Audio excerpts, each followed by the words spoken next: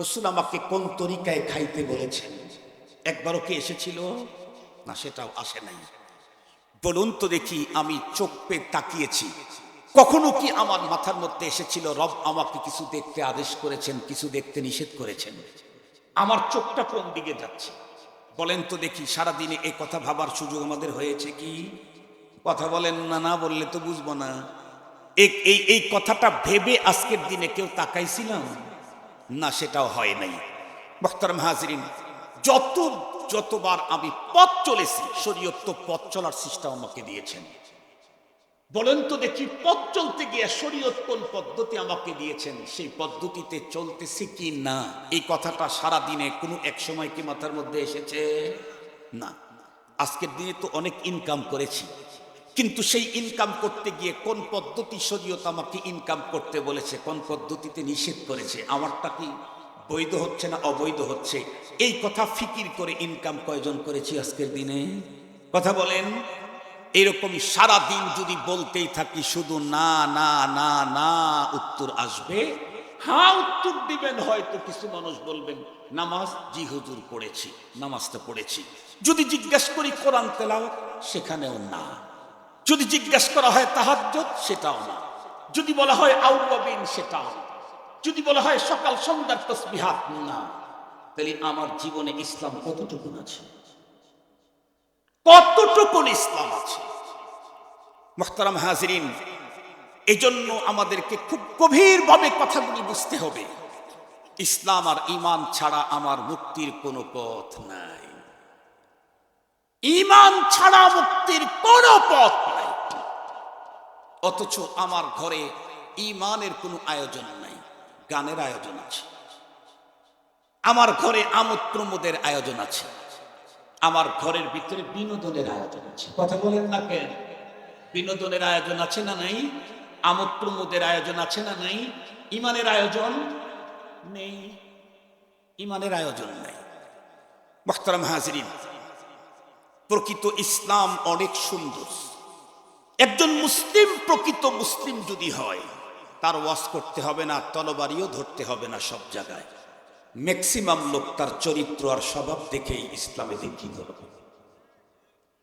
এই জন্য কিতাবের ভিতরে লেখছে, ইসলাম তলোয়ার কি জোর সে নেহি ফেলা। ইসলাম তরবারির আঘাতে পৃথিবীতে বিস্তার লাভ করে নাই। ইসলাম দুনিয়াতে বিস্তার লাভ করেছে ইসলামের অনুপম চরিত্র আর ভাবধারার মাধ্যমে। পয়গম্বরের চরিত্র দেখে যেই পরিমাণে মানুষ মুসলমান হয়েছে, পয়গম্বরের যুদ্ধ আর বিগ্রহ দিয়ে সেই পরিমাণে মানুষ মুসলমান হয় না। ইসলামে যুদ্ধ আছে, যুদ্ধ করতে হবে। কোরআন শরীফের ভিতরে আল্লাহ তাআলা স্পষ্ট বলে দিয়েছেন, কিয়ামত পর্যন্ত যুদ্ধ থাকবে, সশস্ত্র যুদ্ধ। ইসলামের যুদ্ধকে সন্ত্রাস বলে গালি দিলে তার ঈমান থাকবে না। ইসলামের যুদ্ধকে অস্বীকার করলে তার ঈমান থাকবে না। সেদিকে যেতে চাই না। যেই দেশে যেই জিনিস কম পাওয়া যায়, সেই জিনিসের যত্ন বেশি থাকে। দেখেন না, এক বাড়িতে সন্তান 3 জন, ওদের খানা দানা সবকিছু শিডিউল মোতাবেক হয়। সন্তান যদি 15 জন হয়, কে খাইলো, কে থাকলো, কে আসলো, কে গেল, এর কোনো খবর থাকে না। আমাদের দেশে অনেক মুসলমান তো, এখানে মসজিদ, ওখানে মসজিদ, ওখানে মসজিদ, তাই আজান কখন দেয় খবরই থাকে না। ইংল্যান্ডে গিয়ে দেখেন, এই দেশের মুসলমান ইংল্যান্ডে থাকে, এক ওয়াক্ত নামাজের জন্য 100 কিলোমিটার যায় শুধু নামাজ পড়ে। জুমার নামাজ পড়ার জন্য 500 কিলোমিটার গাড়ি চালায়া যায়, তারপরেও দাঁড়ায় থাকে। কেন? সে দেশে যত্রতত্র মসজিদ নেই। নামাজ পড়তে চাইলে ছোট্ট একটা হল রুম তারা নিয়ে নামাজ হিসাবে ব্যবহার করে। যেই পরিমাণে মুসল্লি সেই পরিমাণে হয় না। 3 বারে জামাত হয়। এক ওয়াক্ত নামাজের জন্য 1 ঘন্টা দাঁড়ায় থাকে। 1 ঘন্টা এক ওয়াক্ত নামাজ পড়ার জন্য জামাতে ইংল্যান্ডে। মুহতারাম হাজিরিন, কেন? ওই দেশে মসজিদ নাই তো, এই জন্য মসজিদের খুব কদর আছে। এটা দুনিয়ার নিয়ম।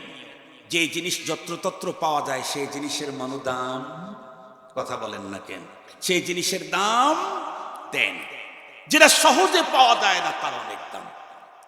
ওই যে ইংল্যান্ডের মুসলমান বাবাকে গিয়ে বলছে, আব্বু স্যার আসবে। ঠিক আছে, আসতে বলো। ছেলের টিচার আসবে, বাবা অনেক আইটেম করছে মেহমানদারির। কেন? শরীয়তে মেহমানদারির অনেক দাম, অনেক দাম শরীয়তের। মেহমান তো নিজের খাবার খাবে, আর বাড়িওয়ালার গুনাহগুলা মাফ করে দিয়েছে চলে যাবে। মেহমান কারখানা খায়, মেহমানা রুজিয়ে খুদমি খরাদ, পাস গুনাহে মেজবানা মি বুরাদ। প্রতিটি মানুষ তার নিজের রিজিক খায়, তবে মেহমান হওয়ার কারণে বাড়িওয়ালার গুনাহগুলো মাফ করে দিয়েছে চলে যায়। এই জন্য তো আল্লাহর পয়গম্বর খুব মেহমানদারি করতেন। ইব্রাহিম খলিল আলাইহিস সালামের মেহমানদারির কথা আপনারা স্কুলেও পড়েছেন। অনেক আইটেম করছে, স্যারেরা আসছে, দস্তরখানা বিছাইয়া দিয়েছে। ওরা বলে হট, সেইটা আবার কি, এইটা আবার কি। এরপরে সবাইকে বসতে দিয়েছে। এতগুলি আইটেম দেখে ওরা অবাক, বলতেছে আপনি এগুলি কি করছেন? বলে না, আপনি তো আমাদের সম্মানিত ব্যক্তি, আপনি আমার সন্তানের স্যার, আপনি সম্মানিত ব্যক্তি, অথচ অমুসলিম খ্রিস্টান। আমাদের দেশের মুসলমান ইংল্যান্ডে গিয়ে সন্তানের খ্রিস্টান স্যারকে এত সবিহ করে, সমাদর করে, সম্মান করে, আর বাংলাদেশের মুসলমান নিজের দেশে হুজুর ডারে মারবেন লেগে যায়। কথা বলেন না কেন? বেতো মাদ্রাসার ওহ মাদ্রাসা যায় না, দুইটা ব্যাট লাগাইছে, এখন হুজুরকে 10টা মারবেন লেগে যায়। হুজুর লাগাইছে 2টা, হুজুরে মারতে চায় 10টা। এজন্যই এখন আর মানুষ তৈরি হয় না। আমার বাবা আমাকে দিয়েছিল, বলেছে গোশত আমার দরকার নাই, হাড্ডিগুলা থাকলেই হবে। তাই আল্লাহ পাক আমাদেরকে মানুষ বানাইছে। আর কি বলে, আমার ছেলেকে আঘাত করতে পারবেন না। আঘাতই যদি না করতে পারি, তাহলে আপনার বাসায় রাখেন। কিছু শাসন না করলে ছোট্ট বাচ্চা কখনোই অধিক শাসন করার কথা বলছি না। মনে রাখবেন, যেই অভিভাবক তার সন্তানের ওস্তাদ হোক বৌদ্ধ, চাড়াল, মগ, হিন্দু, টর্চারিং করবে, তার সন্তান জীবনে কোনোদিন বিদ্বান হতে পারবে না। আপনি লিখে নেন, জীবনে বিদ্বান হতে পারবে না।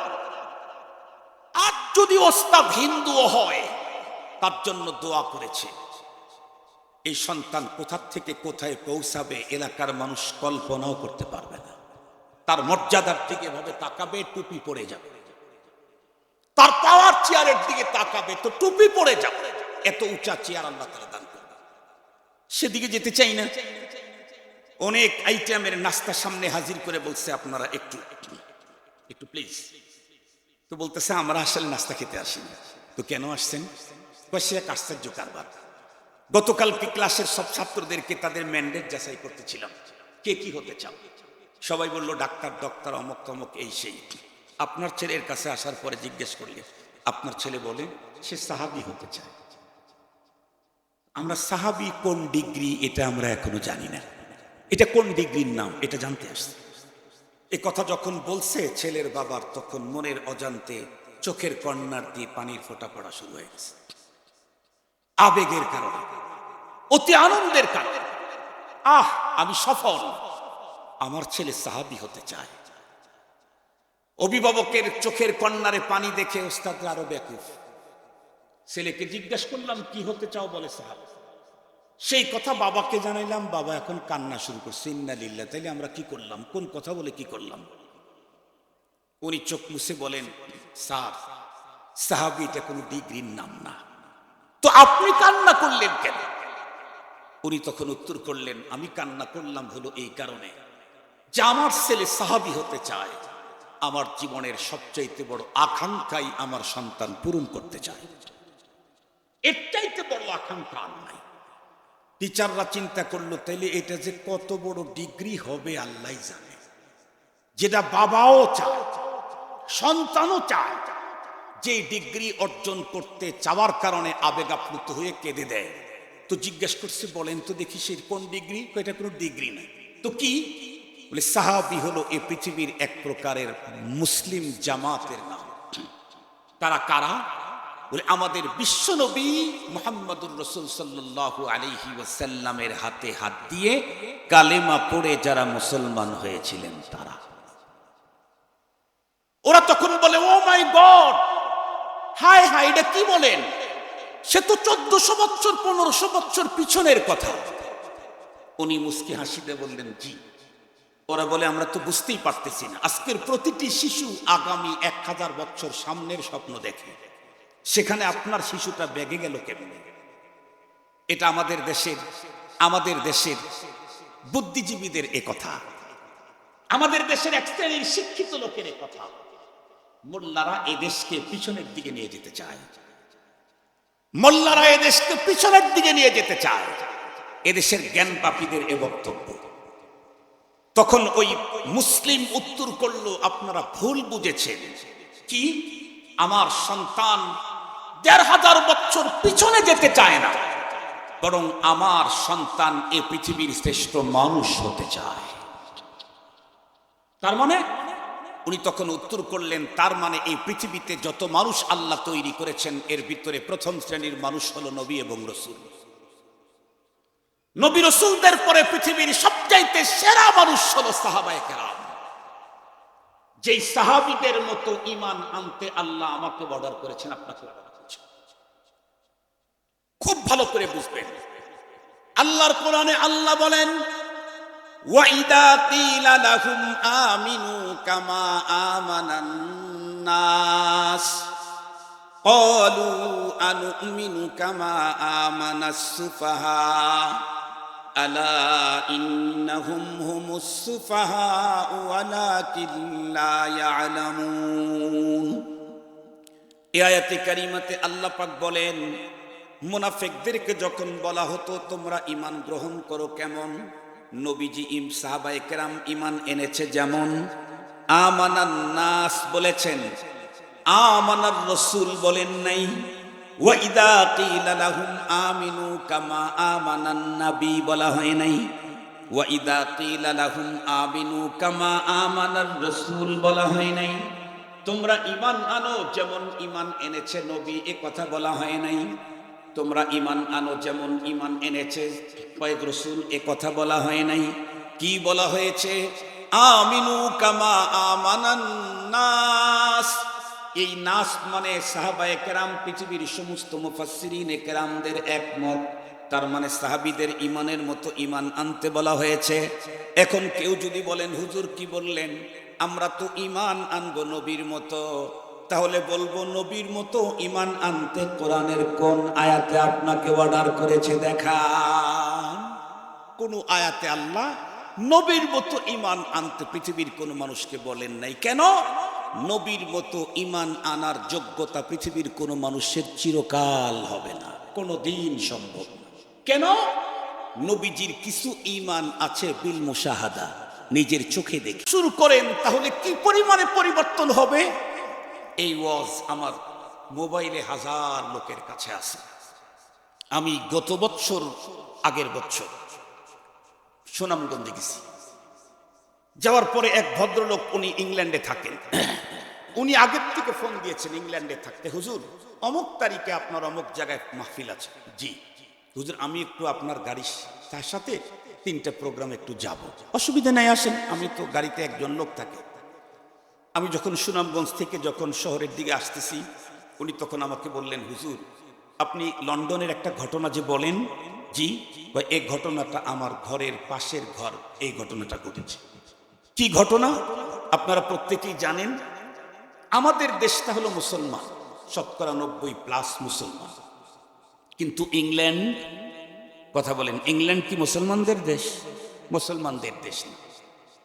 আমাদের দেশে কোনো স্কুল ইংলিশ মিডিয়াম হওয়া, এটা হলো একটা গর্ব। কেন? কারণ আমাদের তো বাংলা ভাষার মানুষ, এজন্য ইংলিশ মিডিয়াম লিখতে হয়। কিন্তু ইংল্যান্ডের, লন্ডনের কোনো স্কুল ইংলিশ মিডিয়াম বলার কোনো দরকার আছে কি? কেন?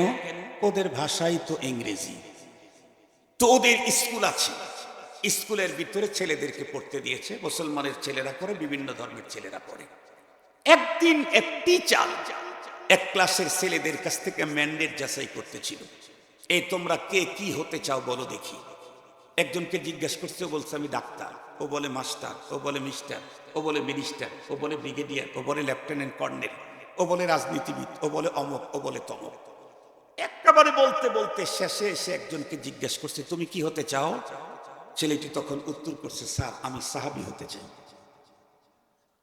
কি বলেছেন? সাহাবী হতে চাই। ইংল্যান্ডের লোকেরা চিন্তা করলো, কিরে সারা দুনিয়ার মানুষ আমাদের কাছ থেকে ডিগ্রি নেওয়ার জন্য আসে, সব ডিগ্রির নাম জানা আছে, সাহাবী আবার কোন ডিগ্রি? এই ডিগ্রির নাম তোমরা জানি না? তো জিজ্ঞেস করছে হট সাহাবী, সাহাবী কি? ছেলেটা বলতে পারো। তো তুমি কি হতে চাও? সাহাবী হতে চাও। আবার জিজ্ঞেস করছে, আরে হট সাহাবী, সাহাবী কি? বলে স্যার বলতে পারবো না। তো তুমি কি হতে চাও? সাহাবী হতে চাও। অবাক। টিচারেরা বসে মিটিং করলো, এই সাহাবী কোনো ডিগ্রি নতুন আসছে নাকি পৃথিবীতে? লোকেরা বলে না, আমাদের তো জানা নাই। তে ছেলেটা সাহাবী হতে চায়। তো চলো ওদের বাসায় গিয়ে ওর আব্বুকে জিজ্ঞেস করলে মূল ফ্যাক্ট জানা যাবে।